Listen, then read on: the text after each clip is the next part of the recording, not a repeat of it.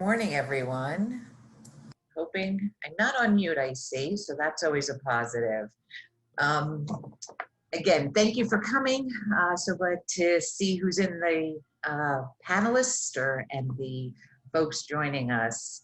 And welcome to Mission Control's webinar on strategic technology and cybersecurity planning. My name is Hope Goldstein, for those that don't know me, and I'm a co-partner for Marks Panet's nonprofit government and healthcare group, where we provide audit, tax, and consulting services to over 160 nonprofits. I'm also a member of Mission Control and is today who will be presenting this seminar. Mission Control is a nonprofit that is 2 years young in the making, and whose purpose of that is of a think tank, a nonprofit think tank, and it's comprised of members within the business community that are dedicated to the success of the nonprofit community and their missions. The skill sets that our members have, and you'll hear from several of them today, plus a special guest, but we have specialties in accounting and banking, document management, financial services, on the human capital side, and information technology, legal expertise, as well as marketing and communications, and retirement plan consulting. And as a way that we fulfill our mission here at Mission Control is we host events to stimulate and engage executives who are dedicated to helping our communities here within the tri-state area. And these events are complimentary to you. And over the past year, we've had a few of these. We had one back in January when we were all together, and that was on nonprofit board governance and diversity. In May, we held one virtually on fundraising through the pandemic. And today we're sharing thoughts on lessons learned on an achievable and affordable technology plan. And you'll hear from some of those experts. And look for sometime in November, we plan on hosting a webinar on getting your financial house in order under uncertain times. So I'd like to begin, and I'm thrilled to turn it over to our moderator today, also a member of Mission Control, Raj Thankar. Thank you. Enjoy. Thanks, Hope. Welcome, my name is Raj Tucker, and beyond being the founder and CEO of Foresight, as well as Charter School Business Management, I'm also board treasurer of Solar Responders and board treasurer of Camelback Ventures. So I'm very much connected to the nonprofit sector and excited to serve as your moderator for today's webinar. For anyone who logged on late, yes, we will be sending out a recording of it in case you have to drop off early. So let's jump right into the first of two case studies and start with Perry. Perry, could you take a minute to share your background, including connection to the nonprofit sector and areas of expertise? Sure. So good morning, everyone. I'm Perry Perlmutter. I'm the CFO at Services for the Underserved. I've been at SUS for almost 5 years. I started just before Thanksgiving 5 years ago. Prior to that, I worked in the insurance industry for well over 30 years. So while I've been in the nonprofit for 5 years, it was somewhat new to me when I came here with a lot of different challenges. Great. So Perry, could you take the next 3 to 5 minutes to describe the challenge your organization faced, which actions you took, and how you overcame this challenge? Sure. Happy to. So just a quick background on SUS. It's a housing and human services company. We have a budget of approximately $250 million. We have 2,500 employees, and we serve about 40,000 individuals with different challenges, whether it's substance use, behavioral health issues, intellectual and developmental disabilities, and other different types of behavioral health issues, just to give you a brief understanding of what the challenges could be like. So the workforce is spread out over the 5 boroughs of New York City and a little bit in Long Island. It's mostly really the 4 boroughs, very little in Staten Island. The challenge, I would say, is so we had probably about 400 or 500 people who we were able to work from home, and the other 2,000 people who had to go to work every day and take care of our clients. So the biggest struggle, I'd say, is the people working from home. And what we found was there's differing hardware and software, Wi-Fi connections at home, people's uneasiness working from home, working on different types of systems. We had to explain how to use technology. It became very clear to us also how important technology was, especially video conferencing, which is not, not always that easy. I will tell you, it's interesting just thinking about it now. When we first used to get onto video conferences, the first 5 or 10 minutes was trying to get everybody connected.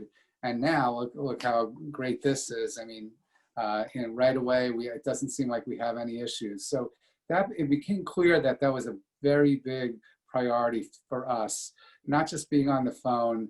It made a big difference going from just a phone call to a Zoom call to a Microsoft Office call, Microsoft Teams call.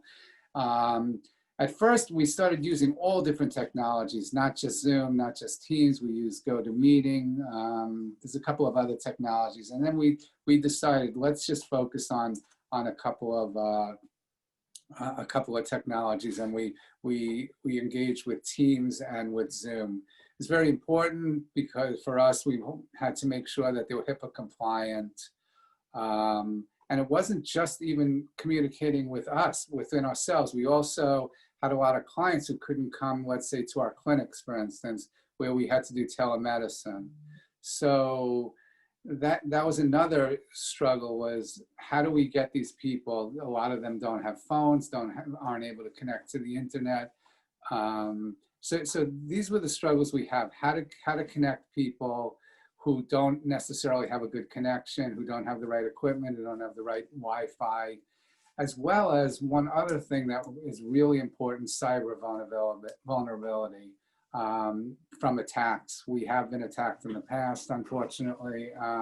We were able to manage and get past it. But so, and I think what I've read and talking to my IT guys, it's even more vulnerable than just when you're working in the office. People somehow can bring viruses, et cetera, into the network. Just to give you a brief, I don't want to go too deep into this, but just a brief summary of our network. We have what they call a VDI network, virtual desktop infrastructure, so that nobody has a PC on their desk. They just have this little box that connects into our network, which makes it a lot easy for us, especially on when everybody's all spread out, not just spread out in our sites, but also spread out in homes all over the 5 boroughs. So what did we do? We assessed what people had at home. Some people had very old laptops. Some people just had phones. People didn't have good Wi-Fi, didn't have great cellular service. So we assessed what people needed. And then we looked at different technologies. And it evolved actually over the last 6 or 7 months to a place where now we buy these actually very inexpensive laptops that act like a VDI, which is very interesting, which really helped a lot for our employees. So they were able to work on a laptop, which is very similar to what they're doing at work, which was really important because we have all different types of people. We have people who are technologically savvy, and we have people who are very afraid of technology. So it's very important for us to really look, see what they had, make it easy for them. And that was like one of the real big things that we did. We purchased webcams, we purchased laptops, the laptops that I'm describing. We just made sure that people were connected. They had proper cellular service if they didn't have Wi-Fi in their house or their building. And that was really important. As I said, also, we decided to implement just Teams and Zoom. And that really helped a lot also, because people were trying all different types of video conferencing. Another thing that we found out is in our environment, Zoom doesn't really work that well. So people need to be actually connect outside of the environment, outside of our Citrix VDI environment to Zoom, because Zoom doesn't like our environment that much. So that was the one thing that we learned also. So there's a lot of different little things that over the last 6 to 8 months, we tweaked our environment. One other thing that I just want to mention is we implemented multi-factor authentication. Now, that, just in a nutshell, it's almost like when you go on your bank's website and you put in your password and then they text you a code. We're implementing that now to help with cybersecurity. That's probably the most important thing that we implemented. Sorry, that's my dog. Implemented for cybersecurity. And the last thing I will say is the other thing we did is we went out and we looked for private grants and state grants to help pay for some of the purchases of equipment for our, running with my dog. Sorry about that. We purchased equipment for our clients and our employees. I guess someone's here. Sorry about that.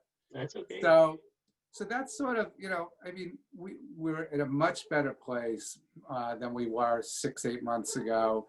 I don't hear that many complaints anymore. People seem to have what they need and are able to work efficiently. So that's sort of what we did.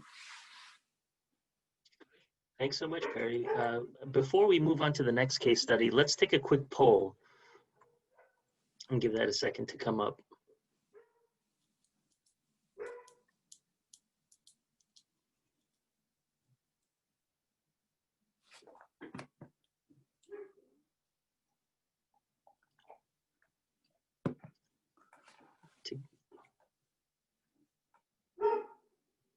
Poll is not coming up. Okay, so I think let's just move on then. Oh, here it is. Okay. Which part of your nonprofit is in most urgent need of technology? Cybersecurity, payroll/HR, document management, or all of the above?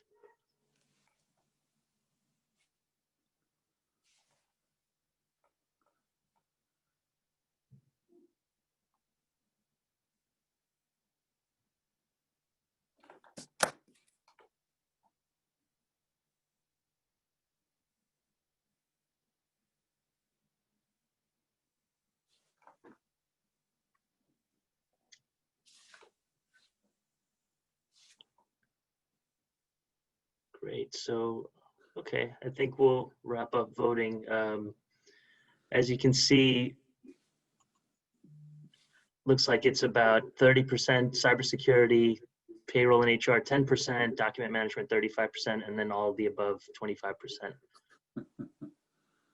Thank you so much. That's really helpful. So let's move on to the next case study. Neil, same question. Could you take a minute to describe your background as well as the challenges you faced at your nonprofit? Sure, thanks, Raj. Good morning, everyone, and thanks for being with us today. My name is Neil Fleischman, and I'm the board chair at the Queens Botanical Garden, which is a beautiful 39-acre oasis in Flushing, Queens. Hope some of you have been there. I've been on the board for 6 years and served as the treasurer for 3 years prior to becoming the board chair. When I do find time for my day job, I'm the area president at a company called Payday. I also kind of consider myself a nonprofit advocate. I'm one of the founders of Mission Control, and sort of have always been drawn to the nonprofit sector in general. So it's a little bit about my background. Great. Could you take the next 3 to 5 minutes to describe the challenge your organization faced and what actions you took and how you overcame the challenge? Absolutely. So my story is going to be a little different than Perry's. Queens Botanical is a much smaller organization. Pre-pandemic, we had a $5 million budget, about 35 full-time employees, and then, of course, seasonal employees throughout the summer. But, clearly, smaller organization, limited funds and limited resources from a people or a people standpoint, which is obviously very typical of a smaller nonprofit. So I'm going to kind of take you along a journey that I started about 4 years ago, and I hope you'll enjoy hearing about this. So shortly after I joined the board, I was asked to join a committee. Right? What a shock! That never happens. So I chose the finance committee. During a finance committee meeting, the conversation turned to, filling some vacant subcommittees, one of which was IT. I've always been drawn to technology, but didn't really have any particular skill set for it. You know, not surprisingly, no one else in the group did either. So I hesitated, but I decided to chair it.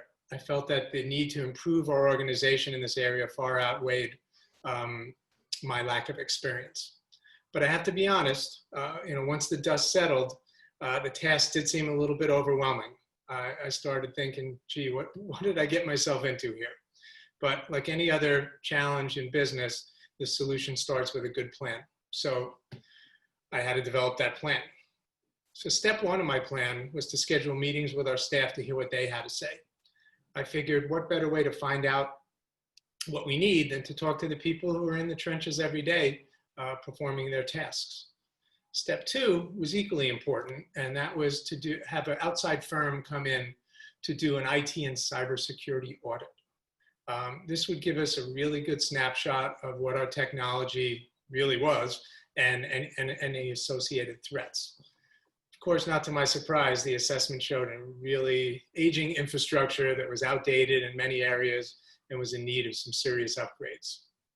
There were a lot of things on my wish list, but we decided to settle on addressing a handful of areas. One being our server, our firewall, our cybersecurity and lack of cybersecurity insurance, very important. Aging desktop computers that couldn't be supported anymore, an old payroll HRIS system, as well as an old phone system. So once we had these areas identified, the last piece of that puzzle was determining the costs. And since we were an extension of the finance committee, thankfully that was one of the easier tasks in this. With that all done, I now created a comprehensive report that was ready to be presented to the finance committee as well as the board. And as you can imagine, the fun was about to start. A few items would be simple because they were a matter of cost. Those were easy decisions to make. But others involved a combination of risk and cost, and those were going to be a little more challenging. Determining risk tolerance is, I think, an overlooked function of a board's job, but of course it's a very important part of a board's job, and certainly it was in this case as well. My report showed that there were severe risks if actions weren't taken with regards to our outdated server and firewall. And this was directly connected to our cybersecurity issues as well. The other high-risk area involved compliance exposures caused by an outdated payroll HRIS system because it had many paper-driven processes. I'm sure many of you out there feel that pain at times as well. Evaluating risk for a board, especially of a small nonprofit with limited funds, is extra challenging. Right? Think about it. If you had the money to address all your risks, it's a simple process. You just do everything that needs to be addressed. Of course, we weren't that lucky. So we were faced with the task of determining what we could address and understand that we'd be living with the consequences and the risks for the items that we couldn't act on. So we prioritized a list and created a plan that we decided to implement over a 4 to 5 year period. I think that was a really important part of this process. Just understanding, that overwhelming feeling at the beginning is you have so much there that needs to be done, and that's what creates, that feeling. But once, I decided, this doesn't have to be done at once. There are things that need to be done, and if it needs to be done over, a period of 3 or 4 or 5 years, so be it. So the implementation was achieved by a combination of effective strategic planning, budgeting, and fundraising. We felt that the cost for replacing the server, firewall, and phone systems, could be absorbed into a budgeting process over a 3-year period. So we designated the server for year 1, the firewall in year 2, and the phone system would follow in year 3. For cybersecurity, knowing that the server and the firewall were going to be addressed over those first 2 years, we were able to immediately implement some key steps that didn't have any cost at all, which, you know, when you think about it, is amazing. And they were 2 simple but very powerful things. One is something that Perry touched on, you know, multi-factor or 2-factor, in our case, authentication. We added that for everybody who was logging into any devices, as well as certain system softwares. Number 2, which is something I think that gets overlooked in these processes, is human behavior. You know, it's crazy, but when you think about it, the majority of the threats come from within your organization. It's employees that take actions with emails and create a whole Pandora's box of problems for your organization. Think about how many times we all get emails with links or attachments, and the emails seem pretty legit. It looks like they're coming from a company that we know.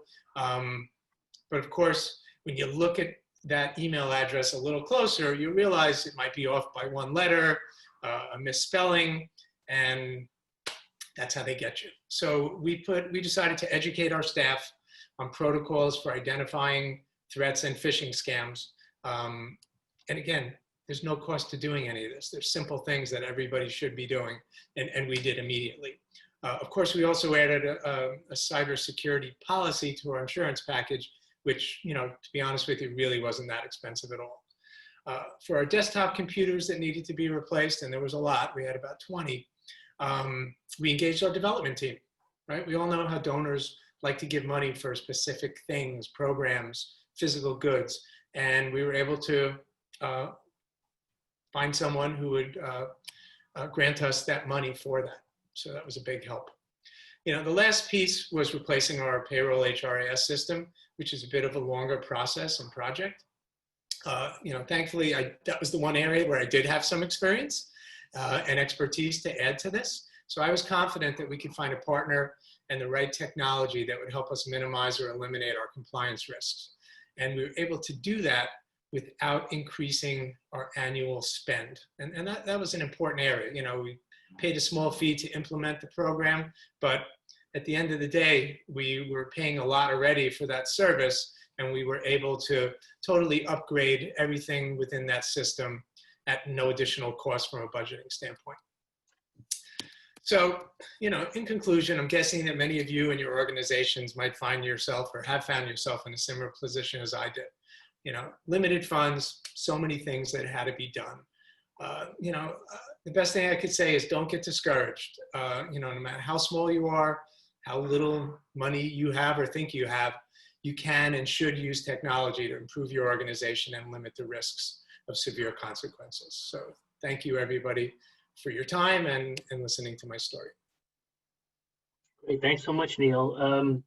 Just one quick question to each of you. We'll start with Perry.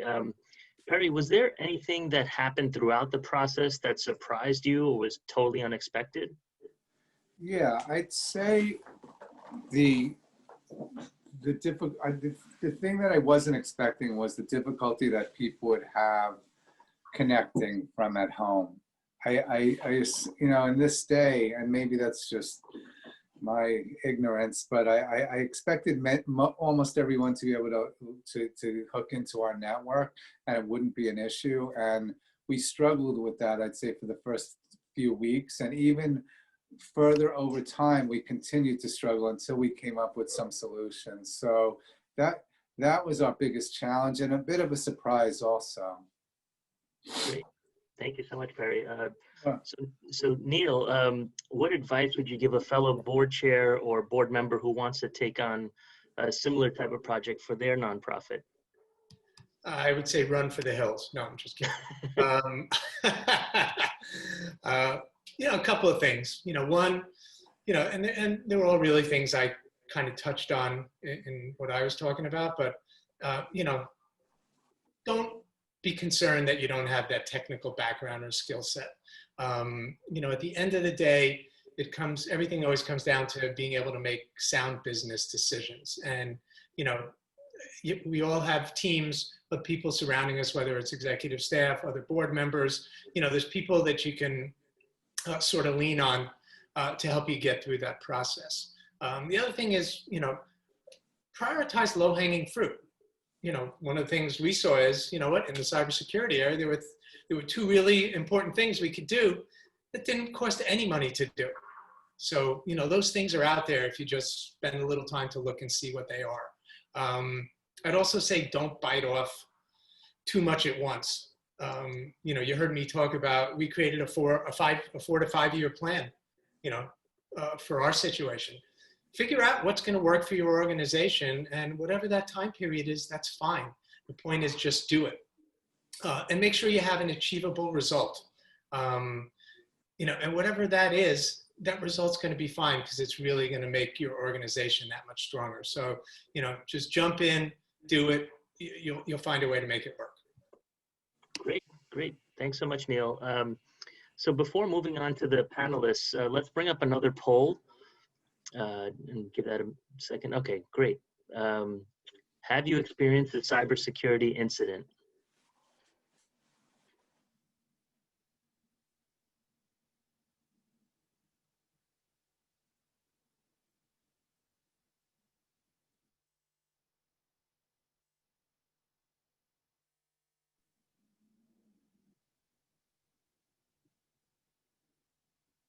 Give another 10 seconds.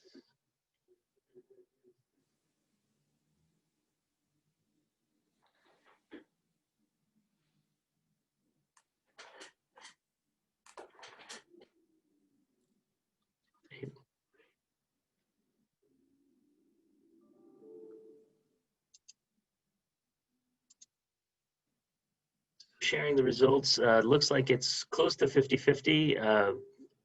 53% have had a cybersecurity incident, and 47% have not.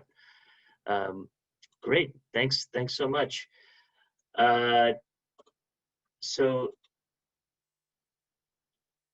now that we've heard from Perry and Neil, I'd like to give Chris and Bobby a chance to share their backgrounds before we get into the panel discussion. Chris, let's start with you. Please take a minute to describe your background and your connection to nonprofits.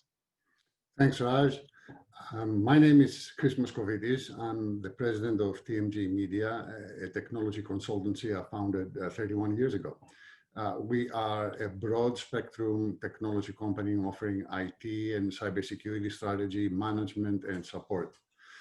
Even before I founded the firm, I was involved with several nonprofit institutions in support of their mission, initially as a volunteer, later as a consultant, doing pro bono work, and now I am the board member at SUNY Brockport Foundation and One in Tech and Saga Foundation, which promotes gender equality, education, and access to information technology and cybersecurity resources. I'm also the author of several IT and cybersecurity books. The most recent one, titled Privacy, Regulations, and Cybersecurity, will be published by Wiley in January of 2021, available at fine bookstores near you. Great. So there's a lot of competing priorities when it comes to technology as well as cybersecurity. What's your advice on prioritizing these different risks? Well, I think that's a key question, and I think Neil addressed it very, very smartly in the way that he approached his projects at the Queen's Botanical Gardens. Essentially, the board of directors is the only entity that can accept and set the risk appetite of any organization. It's not the executives. It's therefore critical that the board has visibility to what these risks are. These risks are specific to each organization. No two organizations are alike. And understanding these risks in a language that the board and the executive team and ultimately the rest of the organization can understand and find meaningful. That's the number one priority, is understanding what's at risk, understanding what's at play, and what's specific to your organization. Great, thank you. And how can you relate technology challenges into a language that's understandable by both governance and management, especially when money and time is tight? Right. So IT and cyber professionals have been responsible for properly communicating both technology value and opportunity, as well as the corresponding risk. Unfortunately, we as technologists have largely failed our partners, be it on the board or the executive teams. It is absolutely essential for the technology experts to go past the bits and bytes and communicate in a language that the rest of the world understand. And it's also essential that we the technologists draw in the members of the board and the executive teams in a way that is engaging and understandable to them. It's not okay to keep having this language divide where you have this gap between technologists speaking in tech language, I call it Klingon, and then everybody else on the board and the executive teams are looking with glazed eyes. I mean, what are these people talking about? So this has got to stop. So proper communication is absolutely critical. And I see that as the responsibility of a good technology partner. Great, thank you. And as a financial professional, the same thing happens when speaking too much finance speak. So I totally relate. Right. When it comes to cybersecurity threats, how real are they to nonprofits? Well, we saw the poll from this morning's audience. 50% have had an incident. So for them, it's very, very real. But I think the question goes back to communications. There is so much noise that's created by both technologists and fear-mongering headlines. Some of you may remember Y2K. Say no more. So in any event, when there is all of this noise, we switch to what I call survival mode, and we turn a deaf ear to what are real and specific and actionable threats for your specific company. Obviously, they are there, and trust me, I know that they are there. And they're there because we all deal with things of value. If something is of value to you and to your organization, then it is of value to somebody else. And it's of value to somebody else so that they will either steal it, destroy it, extort you against it, or do something to it. So the first thing that needs to happen so that you can figure out what are the threats that are specific to your company is to start with an assessment. And I think Neil, again, nailed it, which is exactly what he did in his organization. You start with an assessment. And you start with a threat assessment, then you follow up with a vulnerability assessment. There are two different things. The threat assessment is when you're trying to find out exactly what are the threats that are specific to the organization. And the vulnerability assessment is like, okay, where are we vulnerable? In Neil's case study, you will remember he said, okay, we had a server vulnerability, which was important for him to figure out. So these things may sound intimidating, but they're not. If they're handled properly and pragmatically, and if you have the right communications and the right handshake between technologists and board and executives, then these things become manageable and they yield real actionable results. So I would start there. And any plan on cybersecurity or IT value creation will follow and flow naturally from those assessments. Great. Thank you so much, Chris. So before moving to Bobby, we're going to do one final very quick poll. Just give that a second to come up. How are you storing documents? 100% digital, 100% hard copy, paper files, combination of both?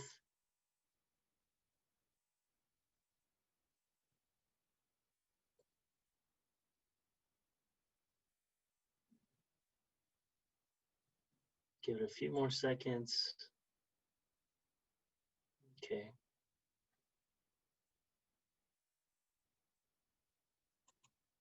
This is great. So 11%, 100% digital, 5% are 100% hard copy, and I'm pleased to see that as a combination of both for 84%.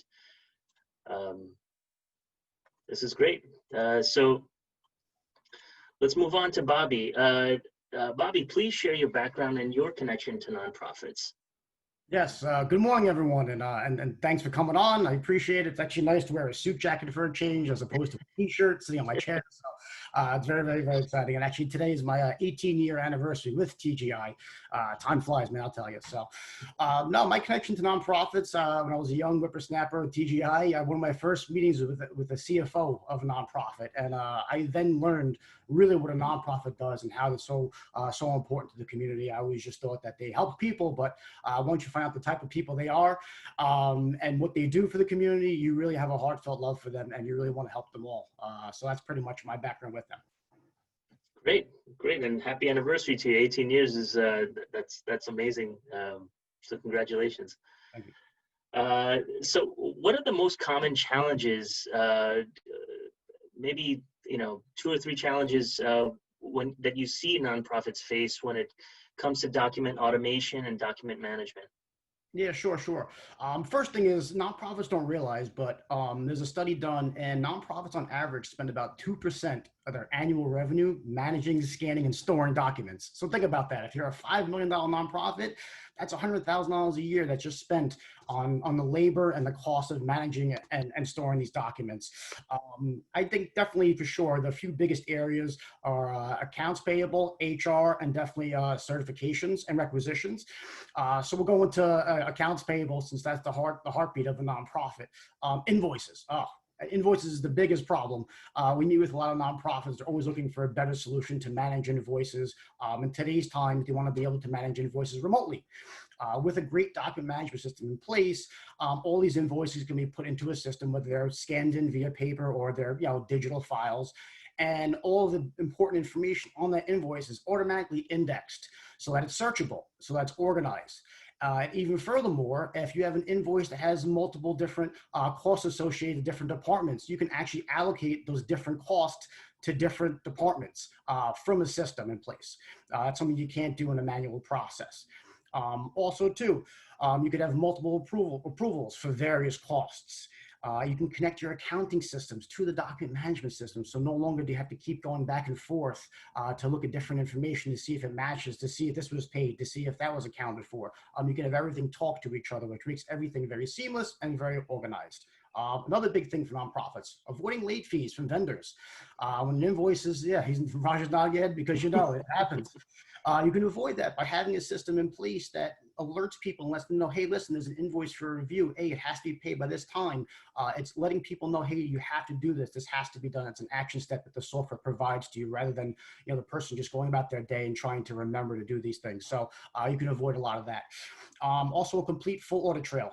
Document management systems, keep a complete audit trail from A to Z, from when someone opens a document to approves it, to touches it, to edits it. So you have a complete trail to make sure that everyone is accountable. And of course, obviously, you stay important with compliancy.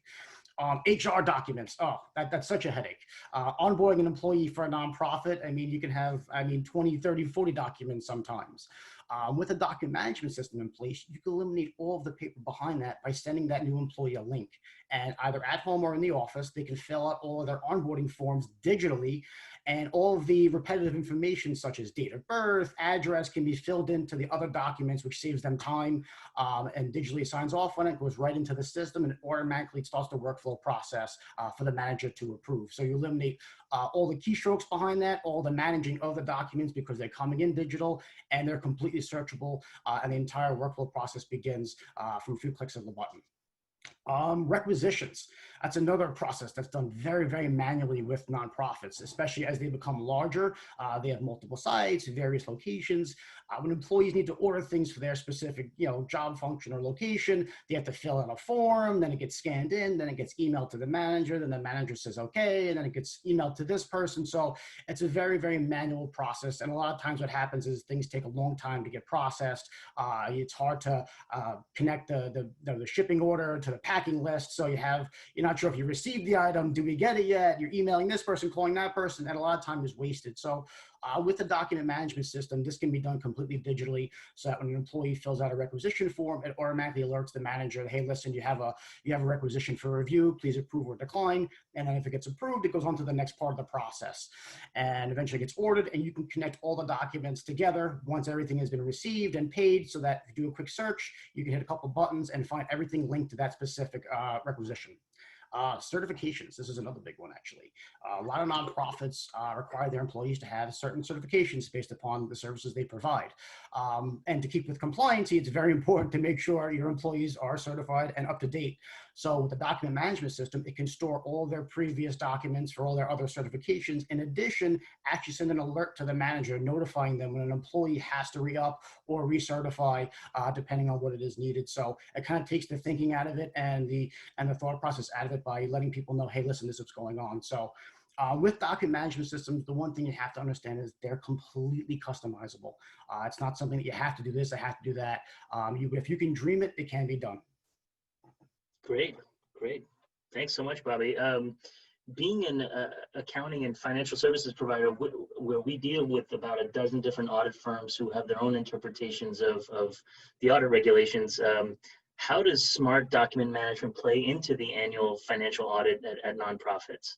Sure, and that's a big one. I mean, you say the word audit to a nonprofit, automatically their eyeballs go back to the back of their head. And I've been in offices and conference rooms, there's just boxes upon boxes of documents, but with the proper document management system, when the order comes into your office and requests certain documents, you can literally pull up those documents and have them on a USB drive and actually hand it to the auditor, and it'll actually give them almost a mini document management system that has all the information they requested on it. So with the document management system, everything is way more organized, very easily searchable, so you can run reports and then have all that information given to them, which kind of relieves the duty of having to reprint or find boxes or files in a location somewhere. So it just makes things very organized and very, very easy to access. Great, great. So I invite the attendees at this point to ask your questions for the panel. I have a couple of questions here while waiting for people to chime in with questions, but we'll start with Chris. What's your view on using the cloud or not using the cloud? What's your recommendation?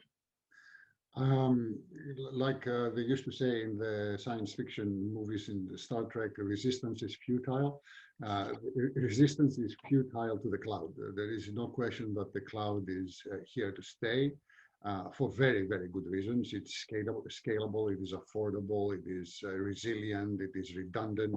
So it offers a tremendous amount of flexibility, a tremendous amount of value to every organization. So not using the cloud is really not a realistic option for any organization at this point in time. The question is which cloud, because we have private clouds, we have public clouds, and we have hybrid clouds where you have some infrastructure on premises, other infrastructure on cloud. I suspect most organizations right now already are using some sort of a hybrid solution. Practically everybody's email is through some cloud provider at this point. So the next step is, can we put our documents and our document management systems and other mission critical applications on the cloud? And the answer to that is yes, but you have to do this very carefully, especially if you are required to comply with regulations such as HIPAA and the like. So you have to find the right cloud provider that has the right security, the right encryption and all that. But the bottom line on the cloud is the cloud is inevitable. It is appropriate for practically every organization. But like everything, you have to plan for it and you have to carefully transition from what you have now to cloud adoption. And that includes, of course, education for the staff. Great, great. Thanks so much, Chris. A question for Perry. So given that you're operating at a large nonprofit, what do you choose to outsource versus keep in-house? So so just in terms of, let's say, our technology team, it's a hybrid. Actually, we have a technology team. We have two groups, actually. One's the infrastructure and one's the software group. But we rely heavily on our consultants a lot to help us out. So we do some outsourcing with that. In terms of our technology, actually, we are all in the cloud, whether it's our infrastructure. We don't have our infrastructure. We are at the Microsoft Cloud, Azure, as well as Chris said, that, you know, we're in other clouds also, depends who our providers are, like our EHRs are on the cloud, what they choose, and like our payroll system. We're moving to Kronos, that's going to be in the cloud that they choose. So we do outsource that kind of stuff also. But in terms of just regular, we haven't outsourced our accounts payable, anything like that, or receivables.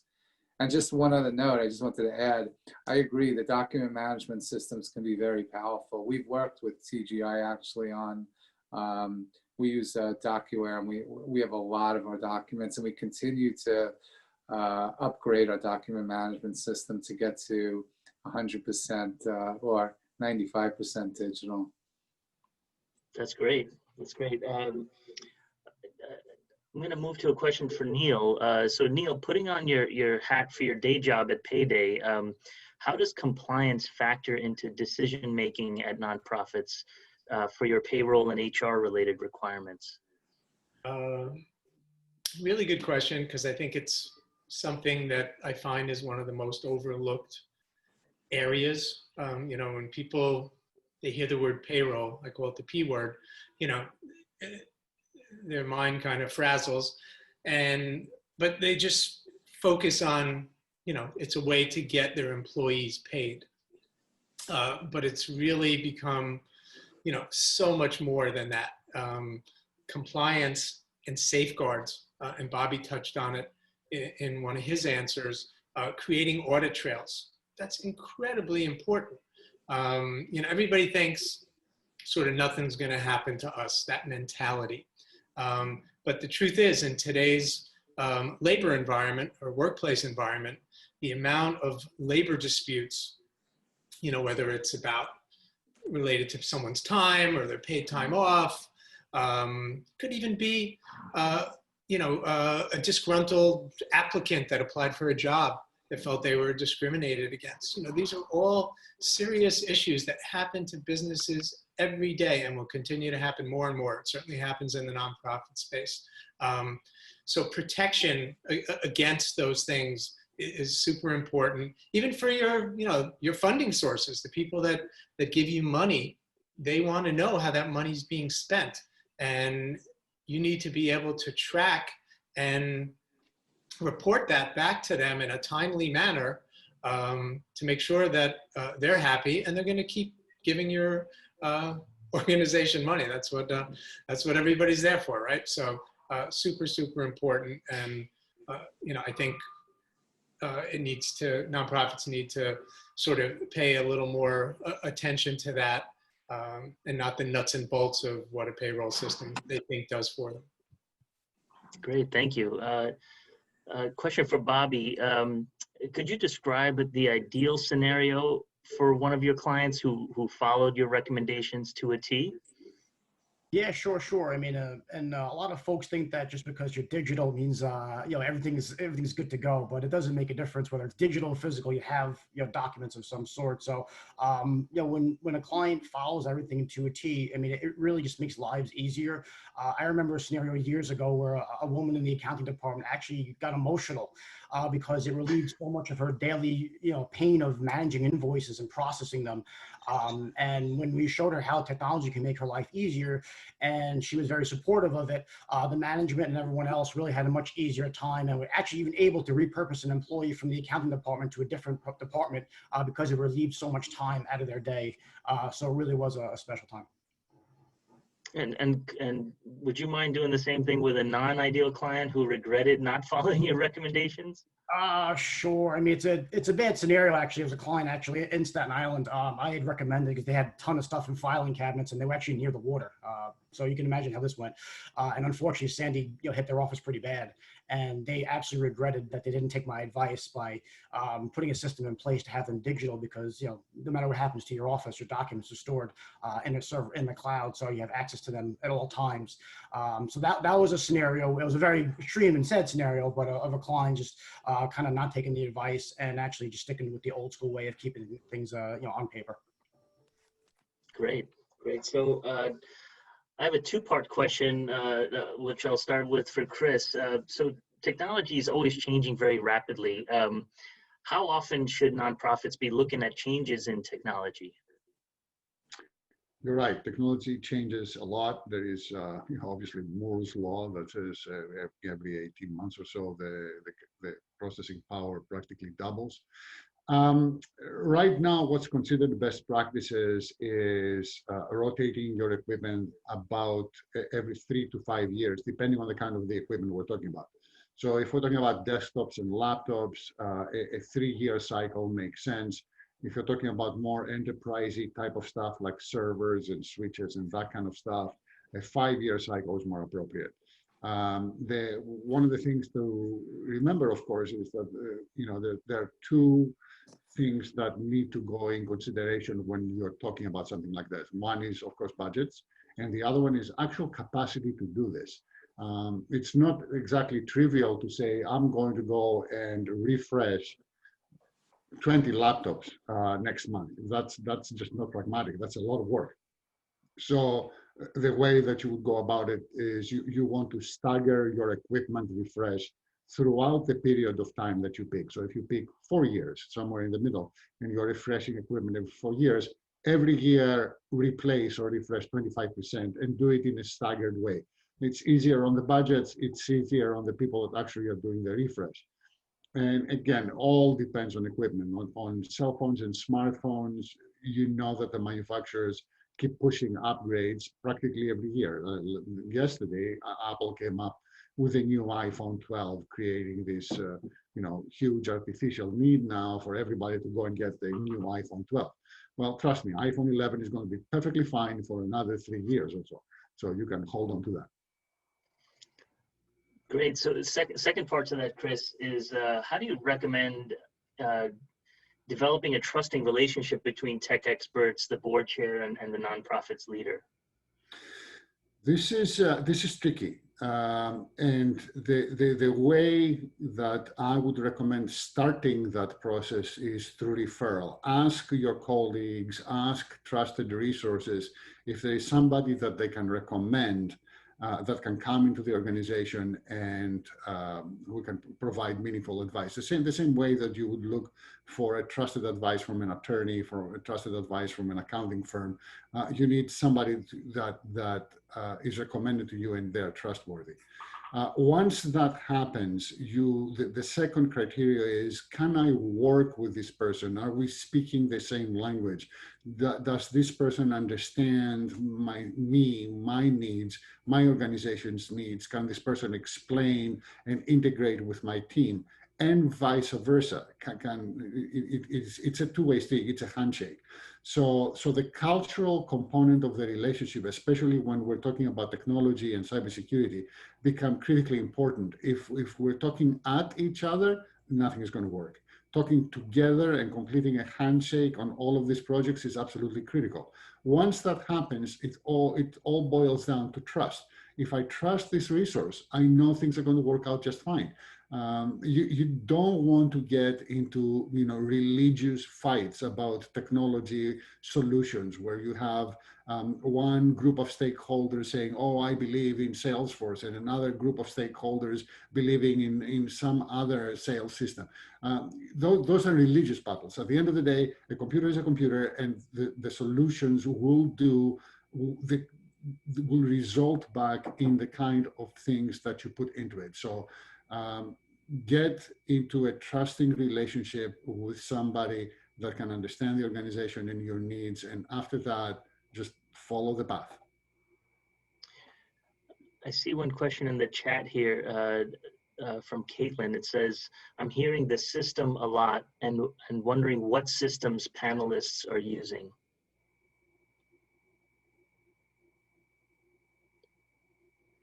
If we're talking about cloud systems, the three dominant cloud providers, to no one's surprise, is Microsoft in the Microsoft environment, which is Microsoft Office and Azure. There's Google with Google Apps and their version of cloud resources. And of course, there's Amazon with AWS. Each one of them is better suited for certain organizations and for certain types of work. Amazon is extraordinarily powerful if you're delivering online services. So if you have websites that are transactional, that are complicated websites, AWS is the place to be. This includes applications that are consumed in an intranet. Google is very affordable, especially for smaller nonprofits. So moving to Google makes a lot of sense for smaller nonprofits. And of course, Microsoft has the advantage of having the Microsoft Office suite that everybody knows and loves. So it's very easy for a lot of white collar professionals to be attracted to that as opposed to a Google solution because they know the interface. So it's more about what's right for your organization and what culturally the organization is ready to adopt than anything else. Great. Thank you so much. So I see that we're coming to time, and with the attendees' permission, I'd just like to give one last question to each of the panelists. So out of all the takeaways that you've shared today, what is the one thing that you'd like attendees to go back to their nonprofits with? So let's start with Perry. I think the most important thing that we came across is evaluating what you need for your employees, especially in a time like this, and then working not only getting them what they need, but also working with them to make sure that they're in their comfort zone so they can be effective and efficient. So getting them the proper technology, the proper training. We created webinars, videos for our teams so that people are comfortable in their environment. I think that's the most important thing that we learned here. Great. Thanks so much, Perry. Sure. So let's move to Neil.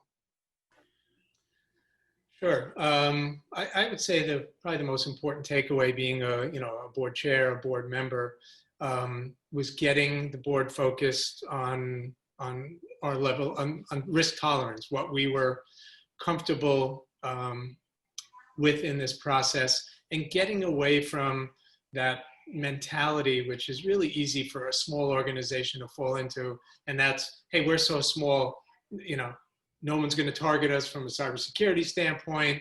We don't have to worry about all these kind of, potential risks from labor disputes or whatever.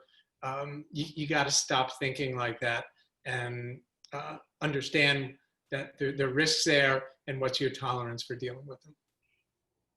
Great. Let's move to Bobby. What's one takeaway? Neil mentioned something before about setting up a plan, whether it be a 3 or 5 year plan. Sit down with your department heads, because a lot of nonprofits don't do that because they're just so busy in their daily lives and doing daily work that you never actually sit down and ask them, hey, what technology can make your life easier? Is there anything that in your process, whether it be not only as documents, but from cybersecurity to payroll and everything else, what can make your life easier? And then put together a plan. Just like everyone takes tons of time to plan a vacation, a nonprofit should definitely take a time to plan about how technology can really improve the way they offer their services and the way they run their business. Great. And Chris, your main takeaway? I think it's a common takeaway from all the panelists. It's take the first step, do the assessment. The problems are not going to go away on their own, and hiding from the problems is not a solution. Take the first step, assess what your situation is, and after that, I'm confident in you and your team. You will find the right answer and implement it in the right way for your organization. But take the first step, and don't click that link. So thank you so much. I'd like to thank all the panelists. So Perry, Neil, Chris, Bobby, thank you so much for sharing your wisdom and experiences